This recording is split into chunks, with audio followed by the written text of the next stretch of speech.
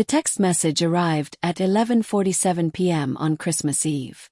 I was knee-deep in Trauma Bay 3, trying to save a construction worker who'd fallen from scaffolding. The message was from my son Marcus.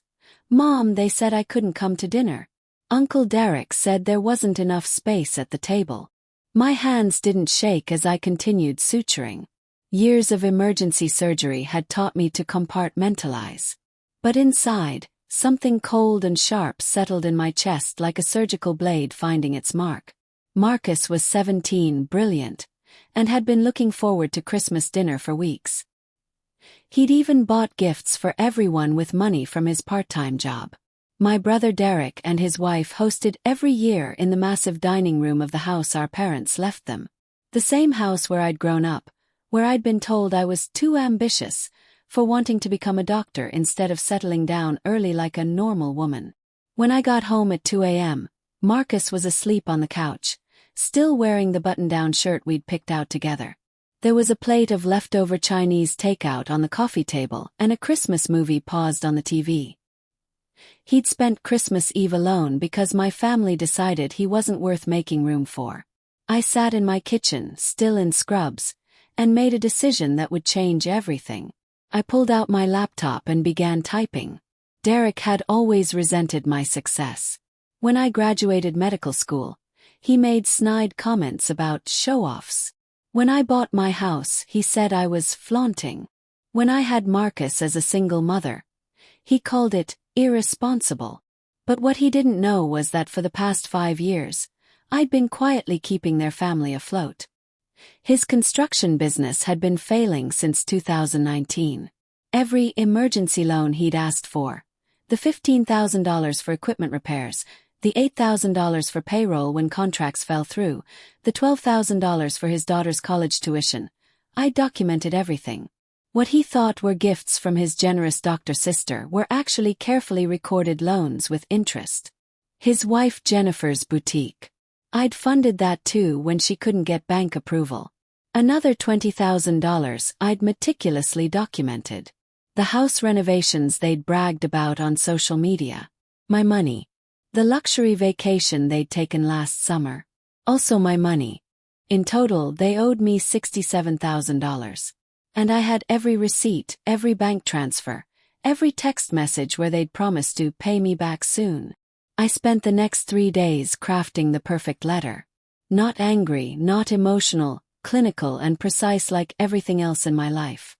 Derek and Jennifer, this Christmas you made a choice.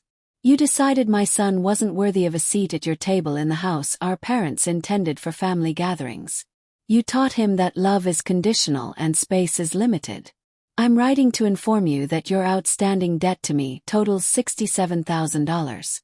This includes all documented loans for your business, Jennifer's boutique, home renovations, and emergency funds provided over the past 5 years.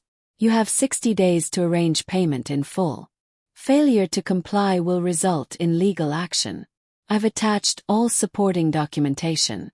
Consider this my resignation from your version of family. Dr. Sarah Chen. I hand-delivered it on New Year's Day, sliding it under their door while they nursed hangovers from their exclusive party.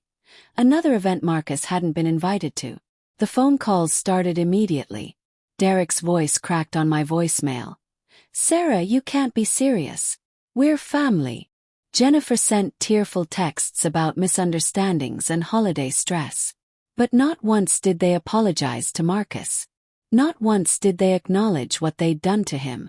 3 weeks later, Derek showed up at the hospital during my shift, desperate and angry. Security had to escort him out after he started shouting about ungrateful sisters in the emergency department waiting room. On day 45, their lawyer called. They were offering $30,000 and a payment plan for the rest. I declined. This wasn't about money. It was about consequences. On day 59, they paid in full.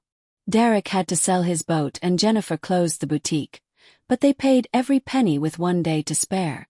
Marcus never knew the details. He just knew that we started new traditions. We volunteer at the homeless shelter on Christmas Eve now, serving meals to people who society forgets. We make pancakes on Christmas morning and watch old movies. Our dining table seats too, but it's never felt cramped. Last Christmas, Derek sent a card. The first communication in 2 years. Inside he'd written, "We miss you both. Maybe we can start over." I threw it away without showing Marcus. Some bridges once burned should stay ashes. Marcus is heading to college next fall on a full scholarship. He's studying to become a social worker because he says he wants to help people who don't have anyone in their corner. He'll never know that his rejection taught me the difference between family and relatives. Relatives share blood. Family makes room at the table. And at our table, there's always room for two.